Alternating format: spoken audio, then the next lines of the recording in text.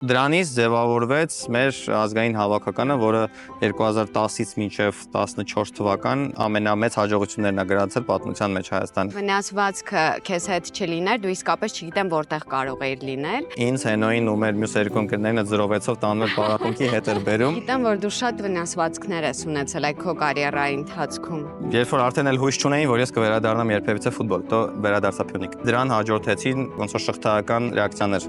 Նոր վնասվածքներ, նոր խնդիրներ։ Երբ որ ասում եմ, մամ, գնում ենք հիմա Գավառ, ասում տիկ, ո՞նց ես գնում Գավառ։ Բա ստրիթբոլով գնում ենք, մամ, ավտոբուսը գնալու է, այդպես sense հպարտացած գնացեցի Տիգրան։ Գիտես ում հետ եմ ծանոթացել։ Մի հատ բժիշկ ունեմ, երբ որ ռենտգենը տեսավ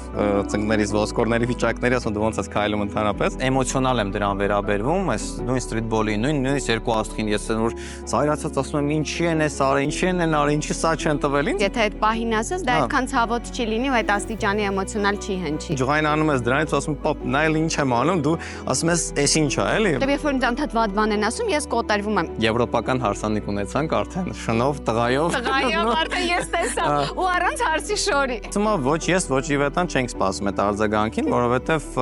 այդ նկարման process-ը մի քիչ ուրիշ ձև էր, էլի։ Ողքից ասում են։ Անդադար ասում են մարդուն դասում է ճշել։ Եսի բանը, ոնց անհարգանք է։ Եկեք տեսեք ոնց եմ ես իմ կնոջը հարգում հետո նոր էլի։